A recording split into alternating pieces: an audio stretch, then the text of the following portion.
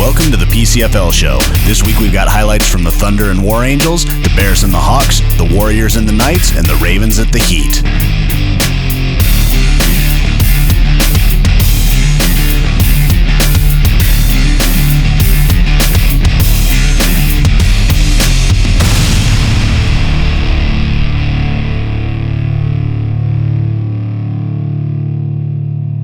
The PCFL Show is sponsored by Semi-Pro Nation. Join the nation, semipronation.com, and Precision Photography. Not just a photographer, Brandy is a photojournalist who catches the action as it happens. Also by Hall of Fame Web Design. Go to readingwebdesign.net or call 530-410-6396 for more info. The goal of the PCFL Show is to give something back to the players and the fans of the league.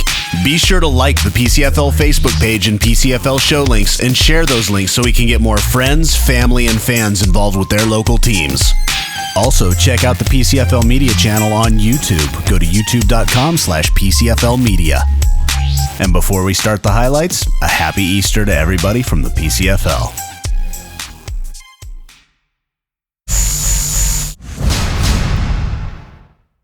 The Thunder War Angel game was a hard-hitting defensive battle full of mistakes and miscues. This Thunder fumble actually set up the first Thunder score because of this fumble by the War Angels. Number 20, Freddie Davis, scoops it up and takes it in for the touchdown.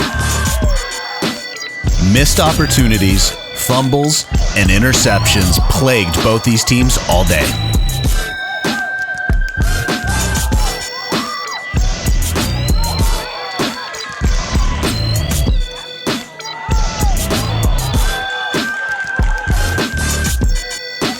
The War Angels get on the board when E.J. Bogany connects with tight end James Allen for the touchdown.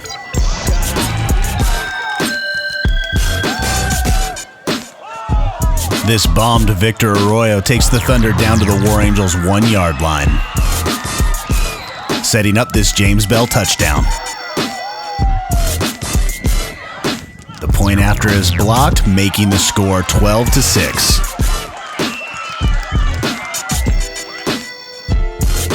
Another Thunder mistake gave the War Angels the tying score. This fumble was scooped up by Joseph Fiani and taken in for the touchdown.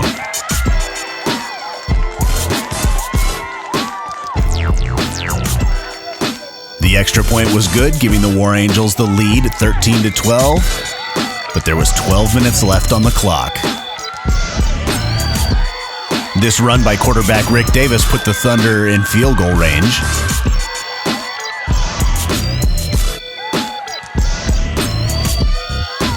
But another fumble kept him from scoring. And this run by Curtis Berry sealed the game.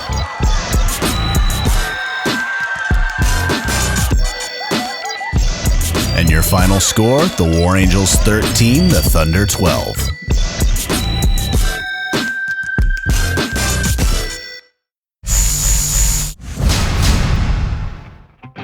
The Hawks were looking to get on track in this game against the Bears, while the Bears were looking to continue the tear they've been on since their loss to the Warriors in Week 2. Bears defensive end Francis Ruiz gets the first of his 4 sacks on the day.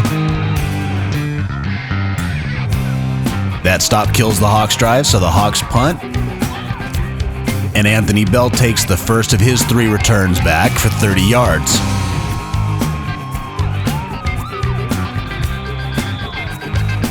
This sets up a touchdown by Hector Munoz. The point after is missed, but on the Hawks' next possession, bad snap on the punt results in a safety. The next Hawks punt had even more disastrous results.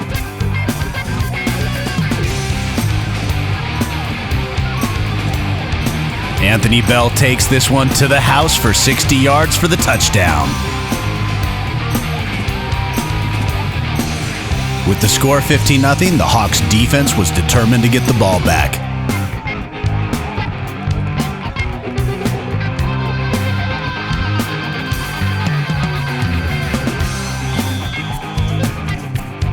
The offense got into scoring position with this bomb to John Mosley. But another sack and forced fumble by Francis Ruiz took him right back out of it.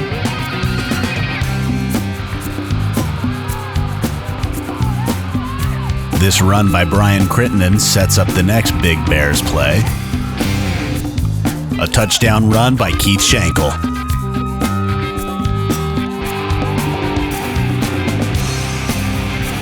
The Hawks were determined to make a game of it.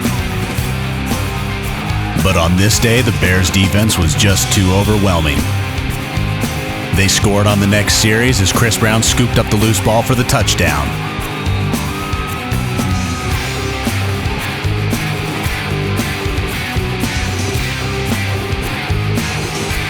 The Bears capped their scoring with this touchdown pass to Marzette Davis. Point after was good, and your final score? Bears 36, Hawks nothing.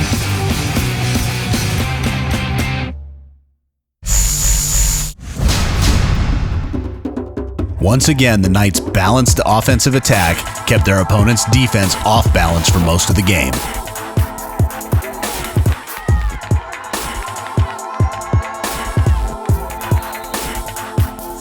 The Knights got on the board first with this pass to Mackie McDuffie. Point after was good, the score was 7-0.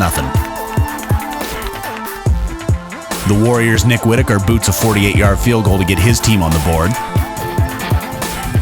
Running back Rodney Roy finished the day with 149 yards on 20 carries. Here he is getting his team inside the 10, which sets up this Mackie McDuffie touchdown. The Knights recover the Warriors' fumble, and on the next possession, quarterback Jason Hurd evades pressure and completes a pass to David Davis for the touchdown.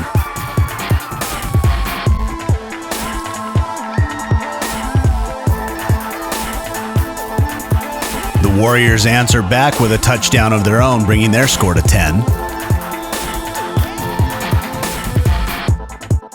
But the Knights were determined not to let the Warriors back into the game as Bill Turner picks it off and takes it to the house for the touchdown.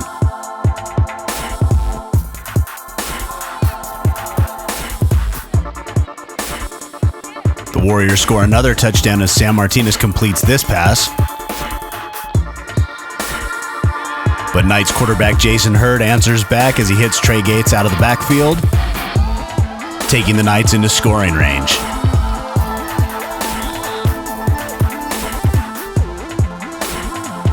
He then hits David Davis for his second touchdown of the day. In the fourth quarter, the Warriors strike back with another touchdown, trying to get back into the game.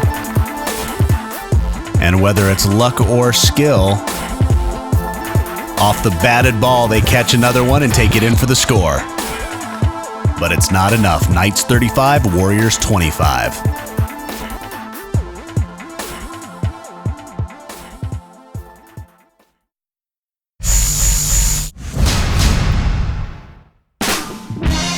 First quarter, the Heat got on the board first as Steve Valliere bounces this run to the outside and takes it to the house for the touchdown.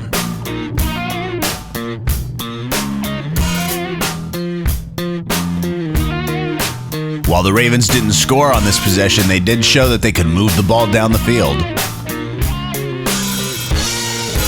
But the Heat answer back with a bomb of their own, this one from Ben Weaver to Steve Valliere.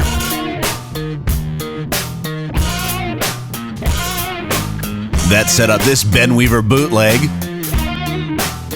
The point after was good, making it 14-0. A bobbled snap and quick reflexes results in a fumble recovery by linebacker Jason Burris. And in the second quarter, Ben Weaver scores on this quarterback run. Another Ben Weaver bomb, this time to Casey Clapsaddle to the 1. Looked like the Heat were going to score again. But the ball hits the ground and the Ravens are back in the game.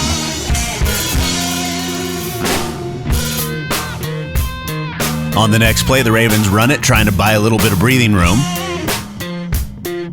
and end up taking it 99 yards for the touchdown.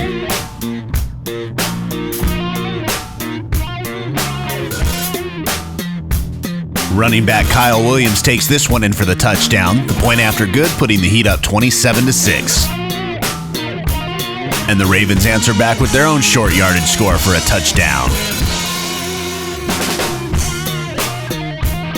The 2-point conversion is good, making it 27-14. Redding turns up the heat with this quick strike to Clapp Saddle for 6.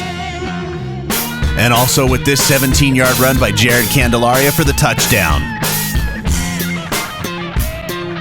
Jared scores his second touchdown of the day from 10 yards out. The Ravens defense kept trying to get them back in the game, recovering this fumble.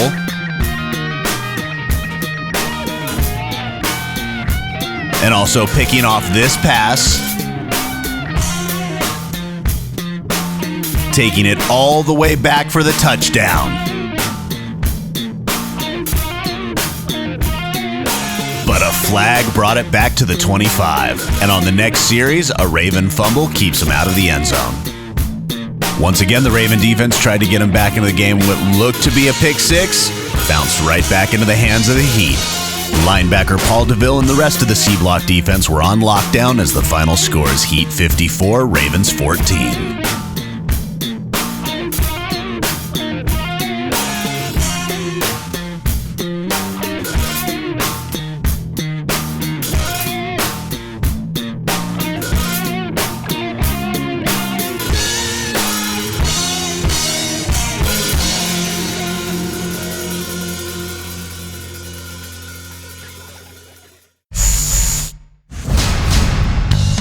The 3-2 War Angels take on the 2-3 Ravens in a divisional matchup that could have playoff ramifications.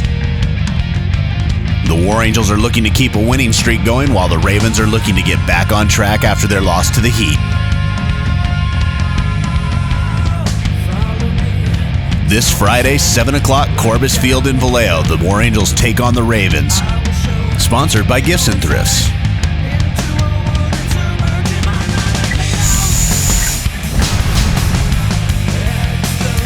The East Bay Outlaws have shown that they have big playability on both sides of the ball. They just need to show more consistency. The same can be said for the Solano Chiefs, who need to show more consistency in all three facets of the game. The East Bay Outlaws host the Solano Chiefs Saturday, 1 o'clock kickoff, Los Medanos College. Brought to you by Pittsburgh Smog, serving Pittsburgh since 1995.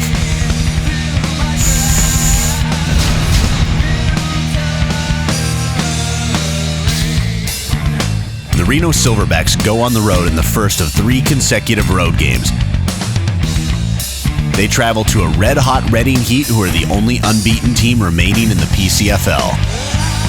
The Silverbacks take on the Heat, 4 o'clock kickoff this Saturday. Sponsored by NorCal Granite and Tile. The Knights and the Hawks face off in a divisional matchup that's a rematch from Week 2. The Knights won the first matchup, but the Hawks are looking to even the series. The Knights take on the Hawks Saturday at Morgan Hill Sports Complex, 7 o'clock kickoff, brought to you by the St. Clair. The Warriors travel to the Bears in the rematch that everybody's been waiting for. The Bears have been on a tear since their Week 2 loss against the Warriors, and the Warriors have lost 2 of their last 3. Warriors, Bears, this Saturday, 6 o'clock kickoff, sponsored by Roseville Family Pizza. The PCFL is a league owned by the teams for the players. Your teams, your league, your PCFL. If you'd like to join the league, or if you'd like to sponsor the league or a team, please contact Ken Curry at thepcfl.com. I'm your host, Angry Mike, and I'll see you next time.